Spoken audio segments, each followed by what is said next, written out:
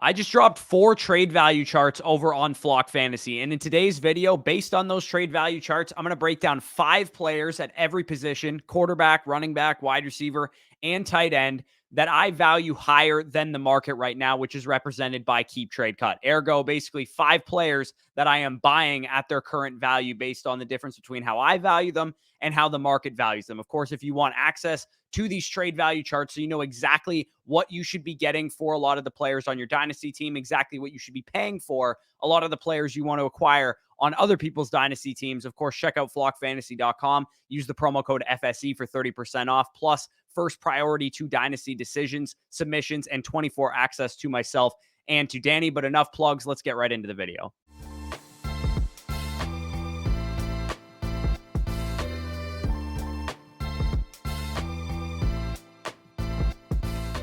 All right, so these charts are meant to help you guys out so you know how much player X is worth if you were to trade them, how much player X is worth if you were to trade for them, and how much they're relatively valued around other players at their position or even at other positions, right? Because you can use these trade value charts to be like, oh, my running back 26 is the same value as my wide receiver 35 or whatever the case is. So you guys know these trade values. These were done based on Superflex formats, scale for one quarterback leagues appropriately, obviously devalue quarterbacks, maybe move the picks up a little bit because one quarterback first rounders are a little bit less valuable. I may recreate this chart for one quarterback leagues. If you guys want that, let me know. I'll definitely put that up on the site if a lot of people want to see that. But let's start with the running back position because I think they are the most fun when it comes to trading.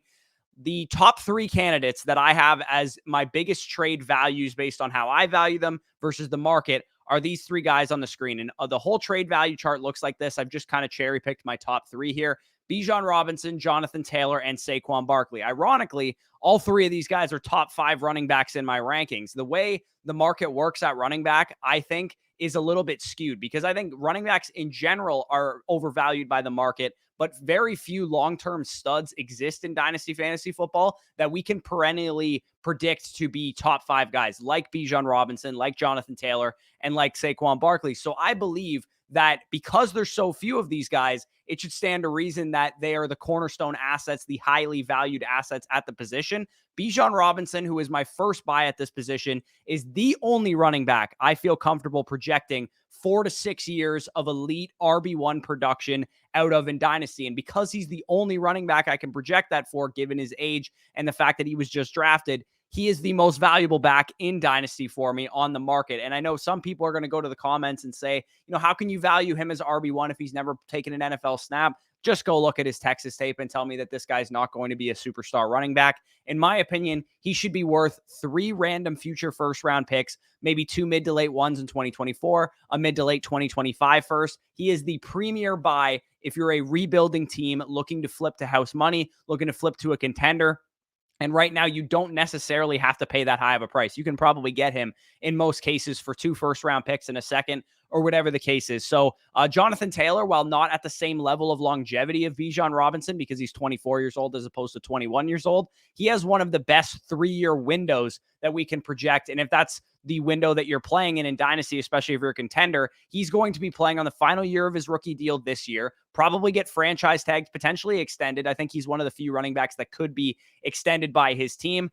And he'll probably be back in a situation where he's once finished as the RB1 overall on the back of touchdowns, on the back of elite efficiency. And he just got a mobile quarterback that should aid in both of those areas, not to mention the new scheme that Shane Steichen brings in as well. Keep Trade Cut feels that he's only valued as about a mid-first rounder and a mid-second rounder. I am comfortable paying, if I'm a contending window team and I need a superstar RB1, my 2024 first and my 2025 first, if we expect those to be mid to late. I'm a top 3 team in my league type of situation. And finally, we have Saquon Barkley, who, like Christian McCaffrey, I think a lot of people understand, is the premier 1 to 2, 1 to 3 year window type of running back for a dynasty roster if you can't get up to Bijan Robinson or Jonathan Taylor. Only Christian McCaffrey is valued where he should be by the market of these 2 options, because I think these 2 guys, like I said, are the premier win now running backs. And Saquon is only valued right now on the market as a mid-first rounder and a mid-third rounder, even though he's a year younger than Christian McCaffrey. Aside from the ACL tear 2 years ago or 3 years ago, he pretty much doesn't have that much injury concern as well. And also, he still has elite receiving upside. He still has elite carry volume. He's attached to a pretty good offense, long touchdowns out the wazoo because of his speed, goal line work, all that stuff that you want out of a back for the next 1 to 3 years to be a top 5 running back in fantasy. Saquon Barkley gives you that. So those are my top 3 buys at the running back position. Here's 2 cheaper buys at the running back position in case you don't have the ammunition to get up to those guys. David Montgomery and Damian Harris, both of these guys stand to be the goal line backs for great offenses. Wouldn't shock me at all if both of these dudes rush for like 1,000 yards and punched into 10 to 12 touchdowns. And those numbers will get you into the mid RB2 range if you guys are looking for an RB2 for your team or an RB3 for your team, whatever the case is. So let's go over to quarterbacks now because we are talking super flex here. My 3 biggest buys at the quarterback position are all at the tail end of QB1 range for me. Deshaun Watson, Kyler Murray, and Bryce Young. All of these guys are huge buys for me right now. In startups, you can get them often as your QB2, even though they are back-end quarterback ones in my rankings. Watson's got 4 seasons of NFL experience being an elite quarterback. From the second he entered the NFL, he was an elite quarterback, and 6 games of subpar quarterback play is not going to scare me off of Deshaun Watson. And I know what sample size I am trusting. I am trusting the top 5 finishes that he posted before his suspension situation. In 2018, he was QB5 in points per game. In 2019, he was QB2 in points per game. 2020, he was QB5 in points per game with a career high 23.5 PPR points per game. The last 3 years that he was on the field, he was an elite fantasy quarterback, an elite real-life quarterback. He is throwing to Amari Cooper, Elijah Moore, David Njoku. They drafted Cedric Tillman. They still have Donovan Peoples-Jones to throw to. Nick Chubb out of the backfield, a quarterback-friendly scheme, and a great offensive line.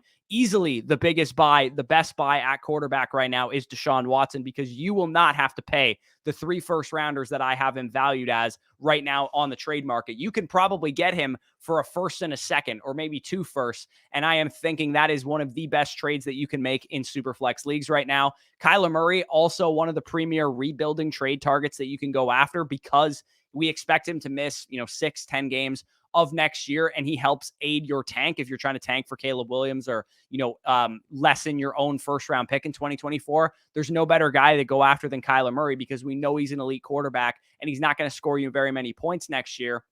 And no matter what happens, if Caleb Williams and Arizona Cardinal, because they have 2 top, high-end picks in next year's class, Kyler Murray will have suitors on the open market. If they have to trade Kyler Murray, maybe they keep Kyler Murray and trade away the Caleb Williams pick. We don't exactly know what Arizona is going to do. And who knows, maybe they don't get high enough with the Caleb Williams pick because Kyler Murray's back on the field by week 5 and they win like 6 games. And instead of getting Caleb Williams, they get a Marvin Harrison Jr. A lot of people are assuming the worst with Kyler Murray and forgetting the fact that we have a guy who also, like Deshaun Watson, has finished as a top 5 quarterback in points per game each of the last 3 years that he has played fantasy football. And he has been the outright QB1 for large portions of those seasons, especially the first 10 weeks or so of 2020 and 2021. So Kyler Murray, also a great buy. Bryce Young, I've talked about my affinity for a ton during the rookie process, so I'm not going to get to him as much, but he's just such a stud, man. He goes to a good landing spot, solid veteran talent around him at every position, a stable offensive line, a coaching staff that's been pretty good.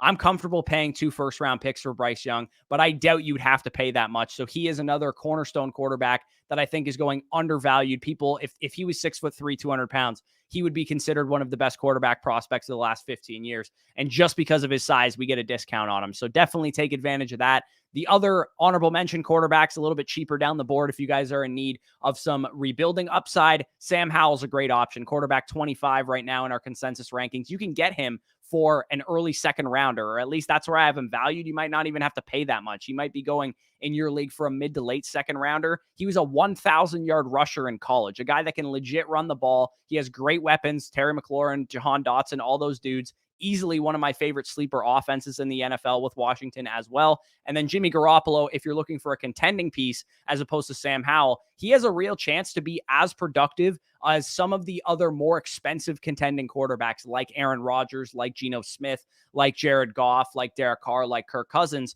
who all cost way more than Jimmy Garoppolo. You will not have to pay, a late first rounder, early second rounder for Jimmy Garoppolo like you have to pay for those guys, but he has great weapons as well. Devontae Adams, Hunter Renfrow, Jacoby Myers, a pretty good wide receiver core. Obviously, Josh Jacobs behind him in the backfield. Michael Mayer in the second round at tight end, who I thought was clearly the best tight end in the NFL draft as well. Jimmy G is a pretty good quarterback 2-3 option, especially if you have a risky QB2 like, a Trey Lance or something like that, or you're waiting on Kyler Murray to come back and you need to fill some production as well for contending windows. So those were the running backs and quarterbacks. Before we get into the wide receivers and tight ends of this video, I want to take a few moments to thank our sponsor, Aura. Aura is the best cybersecurity tool you will ever need. Anybody can find anything on the internet nowadays. Just look up your own name and you'll see a lot of information that you didn't know was out there. It feels like an invasion of privacy, and this information is accessible because of data brokers who profit by selling your information to robocallers, spammers, telemarketers, and anybody else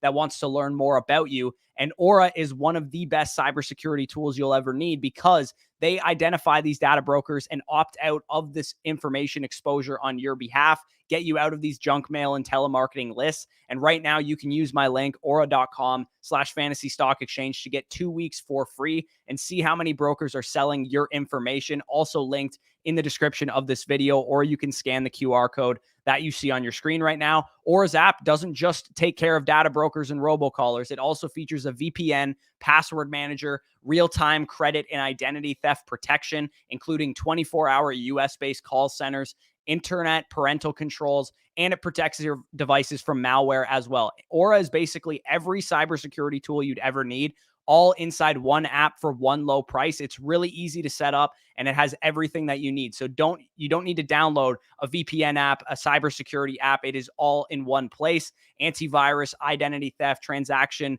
monitoring, all that stuff. You get that at one affordable price. So definitely check that out if you guys are interested. You'll be shocked at how much private information Aura can find exposed in just that 2-week trial. And like I said, you can get a 2-week trial by using my promo code aura.com/fantasy stock exchange. Link down below in the pinned comment, in the description, on the QR code on the screen. A big shout out to Aura for sponsoring this video. Now let's get into the wide receivers. You guys can see the wide receiver trade value chart on the screen. My 3 biggest buys: T. Higgins, Drake London, and Calvin Ridley. Higgins and London are both cornerstone wide receivers, but you can get them for non-cornerstone price tags right now, according to Keep Trade Cut. Drake London's raw numbers weren't overly impressive. You guys have heard me break down the case for Drake London. The Falcons threw the ball at one of the lowest rates in the NFL. 25 times per game is not even what they achieved, and that's the second team since 2005, including the Bears this past year, to be under 25 pass attempts per game. We're talking historically low pass volume here. He was a 21-year-old rookie, posted a 30% target share and over an 80 PFF receiving grade. The last rookie wide receiver to do that was Odell Beckham Jr. Not even Justin Jefferson commanded a 30% target share as a rookie like Drake London did. Had Drake London played on a great offense, a pass-heavy team, we wouldn't even be having this conversation. He would not be available for anything less than 2 first-rounders plus right now, and now you can get him for a mid-first rounder, sometimes a mid to late first rounder and a second or something like that. The Falcons should throw more this year. Plus, with wide receivers, you guys know we bet on talent winning out in the long term. Who knows? If they have a bad season this year, Arthur Smith might be gone. We might get a new quarterback coming in. Maybe they trade for Kyler Murray. Like, there's no telling what could happen in this offense. But what I do know is that Drake London is a stud receiver who posted elite peripherals last year. So he is easily my biggest buy in Dynasty at the wide receiver position. T. Higgins is right up there with him. People are scared of him due to the fact that he's not the number one on his team, but a 25% target share of an elite quarterback like Joe Burrow in an elite offense like Cincinnati, he has 1,300 plus yard, double-digit touchdown upside every single year, despite playing alongside Jamar Chase. This offense can support more than one elite wide receiver, and T. Higgins has already proven that he can produce wide receiver 1 numbers alongside Jamar Chase, especially knowing that he's not going to see number 1 corners on the outside as well. If you remove some of the games he was, running routes or active but not actually playing last year, he was still a wide receiver 1 in points per game. Of course, in 2021, actually finished as a wide receiver 1 in points per game without that added context. He is one of my biggest buys, especially if you need a good, productive piece who's going to be great for the next 3 to 5 years. T. Higgins, a huge buy for me right now. Calvin Ridley is my final big buy at the wide receiver position. Still just 28 years old right now and should be the number 1 receiver for the best young quarterback in the NFL in Trevor Lawrence and an offense that ranked top 10 in neutral pass rate last year. So we have a pass-heavy offense for a great quarterback with a number one receiver need as good as Christian Kirk was last year, I would not be shocked if Calvin Ridley is a top 5 wide receiver in redraft this year, and he's available for less than a first rounder on the open market right now. If you want to go buy productive wide receivers, you usually have to pony up for Stephon Diggs, Tyreek Hill, Devontae Adams, or Cooper Kupp, pay a mid first rounder and a mid second rounder. But right now, you can get Calvin Ridley for less than a mid to late first rounder at the moment. He's going on the market sometimes for an early second, and he might be as productive as some of the other guys that I just mentioned. So 2 more later options at wide receiver, Deontay Johnson and Michael Gallup. I value Deontay Johnson as a late first round asset, but you can get him easily for less than that. Mid-second round price tags. He's the alpha target earner of this team. One of the best pure route runners in the league, according to reception perception. Kenny Pickett will probably improve his second year as a starter, and Deontay Johnson is probably the biggest positive regression candidate in NFL history. Legitimately, we have never seen a 150 target wide receiver not score a touchdown on a season, have over 900 unrealized air yards. And that is just ridiculous. I don't think that's going to happen again. Will Deontay Johnson ever be the most efficient receiver in the world? Probably not, because he drops too many passes and that kind of thing. But I highly doubt he's going to be as inefficient as he was last year. 150 targets is 150 targets, however you slice it. And I want receivers that can earn targets. Michael Gallup, also a very cheap buy that you can go after right now for good production. We should have expected him to look bad last year, if I'm being honest. He tore his ACL in January of 2022, back in the 2021 season, and he didn't have surgery until nearly February. It was around the Super Bowl when he actually had the surgery. That timeline put him on track to be at 9 months, which is typically the first portion we can see players come back from ACL tears, about at November. So we should not be surprised that Michael Gallup didn't really look the same until the end of the season. That's typically how ACL tears go. Second year removed from the ACL tear, I expect him to look a lot better. I wouldn't be shocked if he has a top 24 season this year. And you can get him right now for a late second rounder. I just drafted him at the 1506 in a startup league, and I tweeted something out about Michael Gallup. Somebody told me they got him in the 22nd round. Like, we're talking about a guy who could be a legitimate every week flex wide receiver 3 option in a good offense with a chance to be the number 2, maybe number 3 behind Brandon Cooks in targets. They just lost Dalton Schultz, and he could be available for you for like pennies on the dollar. So I really like Michael Gallup as a buy. Now let's close this video out with the tight end position. George Kittle, Kyle Pitts, David Njoku. These are my top 3 tight end buys at this point in time, given their tight end premium prices. So I did this on a tight end premium basis. If you don't play in tight end premium leagues, kind of just shave like 20% of the price tag that I posted here. So instead of 2 mid first rounders for Kyle Pitts and tight end premium, more like a mid first rounder and a mid second rounder kind of thing. Pitts is basically the same argument as Drake London. He's just 22 years old. He had a 1,000-yard rookie season under his belt at notoriously the slowest developing position in fantasy football. I already know some people are not going to like this take because Kyle Pitts, makes people get a little bit pissed off at Arthur Smith. They're like, the people, he's ruining him. He's not going to be anything. If we get more pass attempts out of this Falcons offense, this guy is soon going to go bonkers in value. And this guy ranked second ever with a 19.2% target share as a rookie. 81.6 PFF grade is the best ever recorded by a tight end who was a rookie. 1.79 yards per team pass attempt. Again, also the best recorded by a rookie tight end. His season was historic, his rookie season. He dealt with injuries last year. It was unfortunate, obviously, but he is definitely one of the biggest buys at tight end in Dynasty because, again, we buy into talent long-term, especially at a position that notoriously takes a couple years to develop. George Kittle just continues to be the poster child of an elite tight end available for non-elite prices. I don't really understand how he's not being valued higher.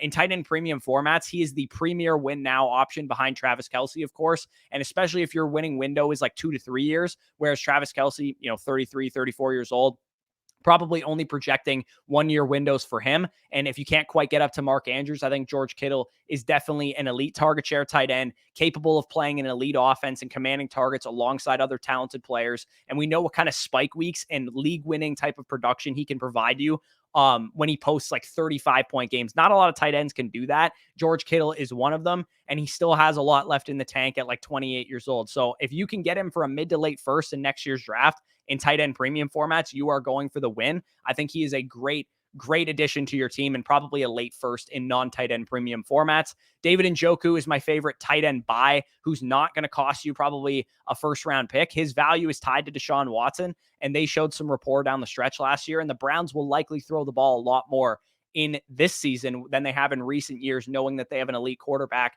if he's going to end up playing a lot better. David Njoku had always been an elite athlete. That was the selling point for him for a while. But now we have an elite athlete who posted a top 10 target share at the position, the tight end 8 finish in points per game, and he has an elite quarterback throwing him the ball with not a lot of long-term productive pieces there. Amari Cooper's getting up there in age. Elijah Moore, who I like, is no sure thing. Cedric Tillman's just a third-round rookie, and DPJ is a free agent after this year. So David Njoku has a chance to really grow with Deshaun Watson. Send an early second-rounder for him in tight end premium, and you can thank me later.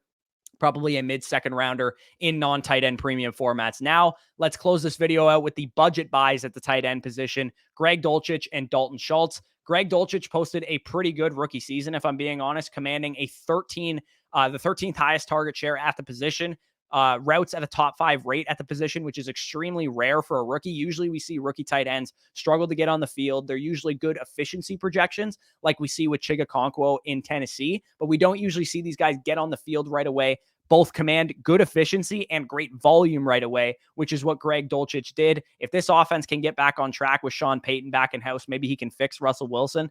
I think Greg Dulcich could be a great ascending value tight end in the long term. And then Dalton Schultz, the final guy of this video, he's a good budget option for those of you guys that are contenders. He could see some shaky play from CJ Stroud early on in this season, but he's been a top 10 tight end the last 2 years. And I know it's been on Dallas and it's been a pretty favorable situation, but he still did it. And I think Dalton Schultz, in a situation where there's like not a lot of target competition, it would not shock me at all if he gets, more productive as the season goes along and finishes this year as like a top 6 tight end in fantasy yet again. And he's available for like late second round, potentially even early third round price tag. So like I said, if you guys enjoyed this video, definitely check out the site if you want to check out the whole trade value chart with all the players. I think I went like 50 deep at quarterback, 60 deep at running back, 75 deep at wide receiver, 40 deep at tight end. You want to know exactly what you should be trading these guys for, what you should be trading them away for, how the market values them. So if it's, like you guys saw in these charts, if it said less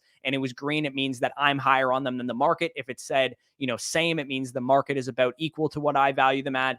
And then if it says more on the trade value chart, it means that the market is higher on them. And then those guys would obviously be sells. And I could cover some sells if you guys want me to do that. But definitely, if you're interested in this, check out flockfantasy.com/FSE to get access to these trade value charts. Of course, you'll also get our Dynasty rankings, bonus articles, bonus content, all that good stuff. The Dynasty Wall Street Journal, which includes all my rookie rankings, and also first priority to Dynasty decisions if you use the promo code FSE when you sign up. And get 30% off, 2-day free trial, 6 months for free if you sign up annually. And definitely another big shout out to Aura, our sponsor of today's video. Definitely check them out.